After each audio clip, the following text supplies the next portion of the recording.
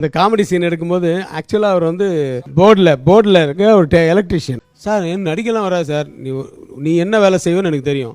அங்கே உட்காந்து நீ பொரி சாப்பிடுவேன், வேர்க்கடலை சாப்பிடுவேல்ல, இங்கே உட்காந்து நீ மிக்சர் தரேன் சாப்பிட்டுனே இருக்கு, வேறு ஒன்றும் பண்ண வேணாம். ஆக்ஷன்னா நீ மிக்சர் சாப்பிடணும், எல்லாம் அரைச்சி சாப்பிடு. நல்லா வெள்ளையாக இருப்பார், மிக்சர்லாம் வச்சுருப்பார், கொஞ்சம் ஆள் வாட்ட சாட்டமாக இருப்பார். அவர் போர்டில் உட்காந்துருவார். உட்காந்துட்டு அவர் தான் 5 on 6 ஆன்னா 5 6 ஆன் பண்ணிட்டு அப்புறமா உட்காந்துட்டு புக்கை படிக்கிறது அது பண்ணிட்டு இருந்தார். எப்போ பார்த்தாலும் இந்த மாதிரியே இருக்குது. அதான் எழுந்து நின்று வேலை போய் லைட்டுக்கிட்டு தூக்க மாட்டேன்னு திட்டிகிட்டு இருப்பேன் நான். சார் இது நமக்கு வேலை எலக்ட்ரிஷியன் வேலை சார், எலக்ட்ரிக்கல் ப்ராப்ளம் இருந்தால் கூப்பிடுங்க சார் வரேன் அப்படின்னு.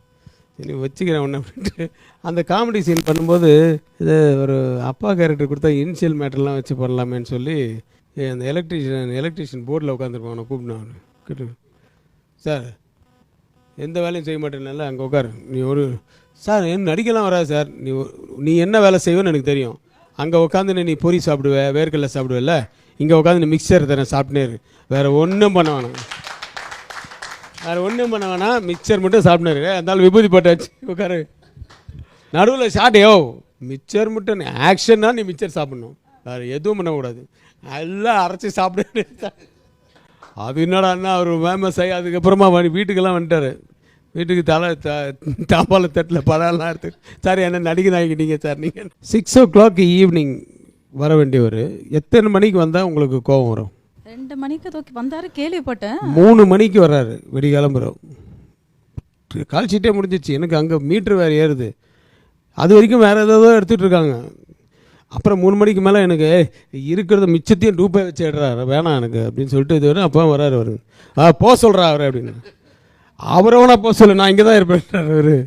ஒரே தகராறு, என்ன இத்தனை மணிக்கு வந்தால் என்ன, இவ்வளோ நாள் நாங்கள் வெயிட் பண்ணோம், இப்போ எங்களை வந்து ஆண்டடாக வெயிட் பண்ண சொல்கிறாரு, வேற ஒரு ஷூட்டிங் இப்படி போட்டு வரல.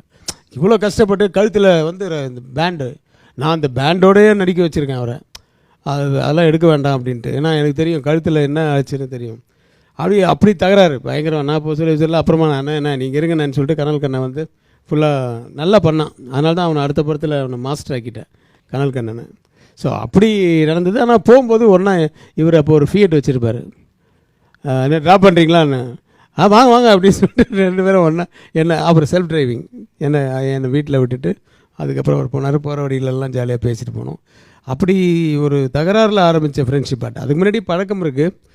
ஆனால் உங்களுக்கு ஜாலியான விஷயங்கள் வேணும்னு இன்னொரு விஷயம் சொல்லணும். நான் இவரை வந்து நான் ஸ்கூல் டேஸ்லேயே இவரை மீட் பண்ணியிருக்கேன். இது எனக்கே மறந்து போச்சு.